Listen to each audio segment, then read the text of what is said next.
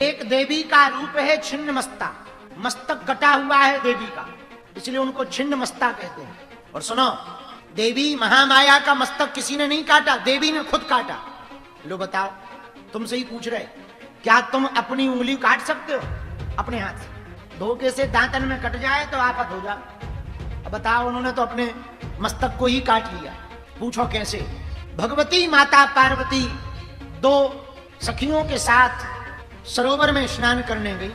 उनके साथ में दो सहेलियां थी। सरोवर में स्नान करने के लिए जब भगवती गईं तो इतनी क्रीड़ा मतलब खेल में लिप्त हो गईं, उनको पता ही नहीं लगा कब शाम हो गई। शाम छोड़ो, महीना बीत गया।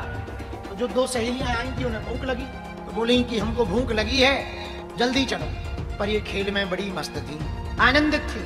बहुत देर हो गई, दोनों सहेलियां भूख से जब व्याकुल होने लगी, दोनों का मन अप्रसन्न रहने लगा। दोनों खिन्न मन से बोली, अब हम लौटकर तुम्हारे साथ नहीं आएंगे, तुम हमको भूखी रखती हो। कैसी सहेली हो जो भूखी रखती हो? शर्म नहीं आती? भगवती पार्वती जगदम्बा को बहुत बुरा लगा। तत्क्षण भगवती अष्ट रूपा बनकर प्रकट भई और खड़ग को निकालकर अपने मस्तक को काट दिया। मस्तक को काटने से 3 धाराएं निकली रक्त की। 3 धाराओं में 2 रक्त की धाराओं को दोनों सहेलियों को पिला दिया, 1 रक्त की धारा को स्वयं पी लिया और छिन्न मस्ता बन करके प्रकट हुए। ऐसे अपनी सहेलियों की भूख को मिटाया। जब सहेलियों की भूख तृप्त हो गई तो दोनों सहेलियां कहने लगी, देखो मित्रता हो तो ऐसी हो कि अपने मित्र की भूख को मिटाने के लिए अपने मस्तक को भी काट दिया। अब आजकल की मित्रता तो भगवान ही बचाए, बुरा ना मानना। गरीब से गरीब का भी रिश्ता छुपाते हैं लोग, और अमीर से दूर का भी रिश्ता बताते हैं। तो भगवती देखो, भगवती कितना बहुत प्रिय मित्रता निभा रही हैं देवी। अपनी सहेलियों की भूख को मिटाने के लिए खुद की गर्दन कटा दे। आजकल के जमाने में खुद की गर्दन, तुम्हारी गर्दन काट लो, और गर्दन काट के दो तो मित्रता। गर्दन काट के दे दो, आहा बहुत बढ़िया मित्र है। ना काट के दो, गाय की मित्रता। भैया गोस्वामी जी कहते हैं, सूर्यानी देवता नर मुनि इनकी रीति है, ये स्वार्थ देखेंगे तो प्रेम करेंगे, स्वार्थ खत्म हो जाएगा तो इनका प्रेम खत्म हो जाएगा। इसलिए हमारी करबद्ध निवेदन है, मित्रता करनी ही है, भगवान से करो। इनकी मित्रता निस्वार्थ में होती। एक गुरुजी के 2 चेला थे। दोनों चेलाओं को गुरुजी को जाना था तीर्थ स्थल, तो एक गेहूं की पोटली दे दी गुरुजी ने। सुनो, हम 2 साल बाद लौटेंगे, तीर्थ यात्रा जा रहे हैं, गेहूं खराब ना हो जाए, बर्बाद ना हो जाए, इनको व्यवस्थित करना। ये दोनों की परीक्षा है कि कौन प्रोग्रेस करके बता रहा। दोनों ही एक ही गुरु के चेला थे, एक जैसी दोनों को पोटली मिली। दोनों चेलों ने अपने अपने गेहूं का अलग अलग काम किया। क्या?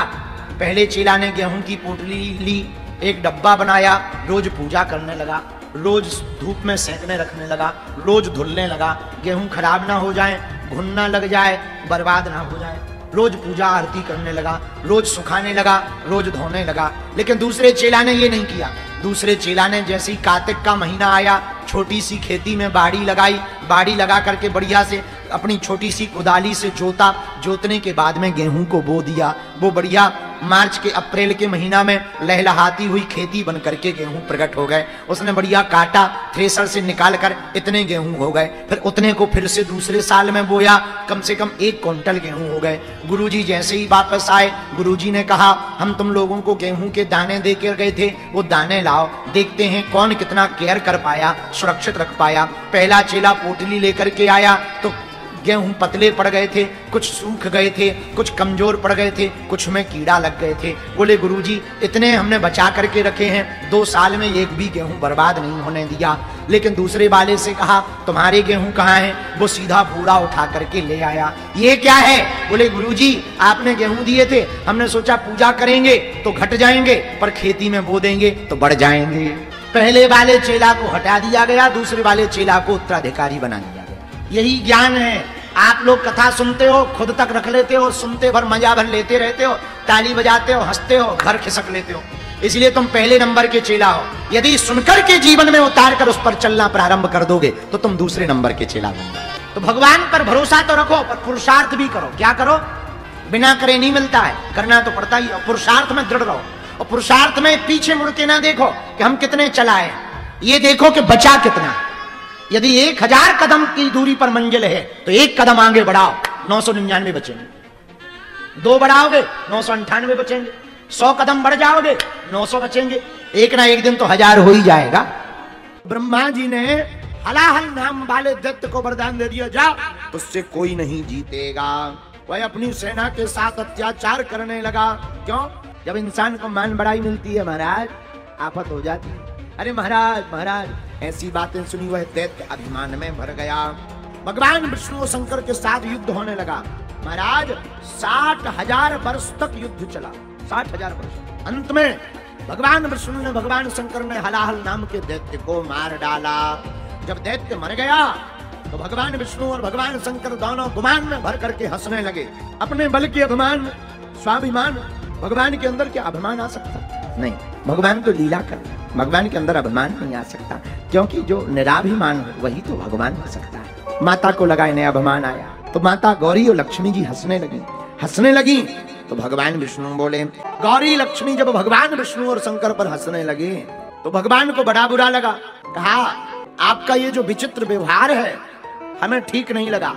ऐसा व्यवहार प्रायः मृत्यु लोक में रहने वाले मनुष्य का होता है।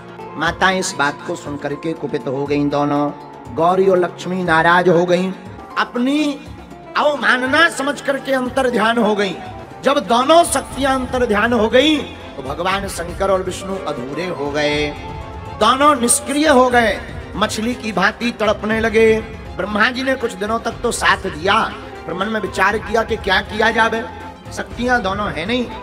अब दोनों देवता बड़े परेशान, भगवान विष्णु भूत भावन महादेव। तब ब्रह्मा जी ने दक्षादि मनुओं का आवाहन किया। वो सब ब्रह्मा जी के पास आए, कहा, पुत्रो तुम तपस्या करो और जगदम्बा की तपस्या करके उन्हें अपने घर पर प्रगटाओ, उनको अवतार लेने का वरदान मांगो।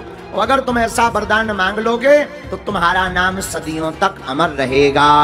महाराज दक्ष ने ब्रह्मा जी की बात मान ली और महाराज दक्ष ने 1,00,000 वर्ष तक भगवती की तपस्या की और भगवती का ध्यान किया। हे माँ आपकी जय हो, हे भगवती आपकी जय हो, आप प्रसन्न हो। भगवती पराम्बा जगदम्बा प्रसन्न हो गई। वरदान मांगो, माँ आपका तेज अंश हमारे घर पर प्रकट हो जाए, ऐसा वरदान दे दो। भगवती जान गई, दक्षादि मनुओं को आशीर्वाद दिया, जाओ हम तुम्हारे घर पर प्रकट होंगे। वही गौरी महाराज दक्ष के घर पर सती के रूप में प्रकट हुई, वही सती पार्वती के रूप में प्रकट हुई, वही पार्वती काली वैष्णो दुर्गा चामुंडा आदि बनकर के पृथ्वी लोक पर प्रकट भई है। इस प्रकार भगवती सती का प्रागट्य भया और सती से हिमवान के घर पर पार्वती हुई और इनका वाहन शेर हुआ।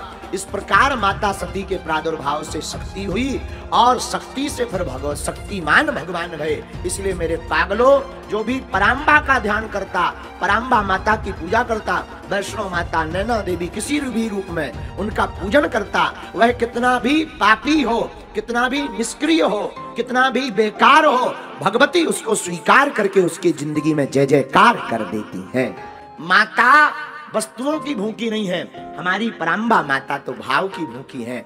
जो भी साधक अपने भाव से माँ को बुलाते हैं, कुछ भी ना हो, माँ उसके मन के भाव को पढ़ करके सब मान करके उसे स्वीकार कर लेती है।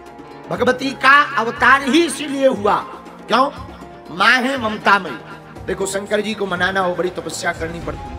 पिताजी से कोई बात मनवानी हो कई बार बड़ा कठिन होता है, क्योंकि बाप बाप होता है। बालक बालिका कई बार पिताजी पर डायरेक्ट नहीं कहते, माताजी के थ्रू कहते। और जो काम डायरेक्ट पिताजी से कहने पर नहीं हो पाएगा, माताजी के थ्रू कह दो, 100% हो जाएगा। धन्य है वीर बजरंग बली महाराज, हमारे आराध्य वीर बजरंग बली को राम जी प्राप्त हो गए। फिर भी जब लंका जाने लगे तो विभीषण ने कहा कि आप माता जानकी का पता लगाने आए हैं या मिलने भी आए हो?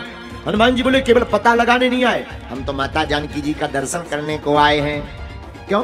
आपको तो राम जी मिल गए, अब माता जी की दर्शन की क्या आवश्यकता है? श्री हनुमान जी महाराज हाथ जोड़कर कहते हैं, राम जी हैं पिता, भगवती माता सीता है माता।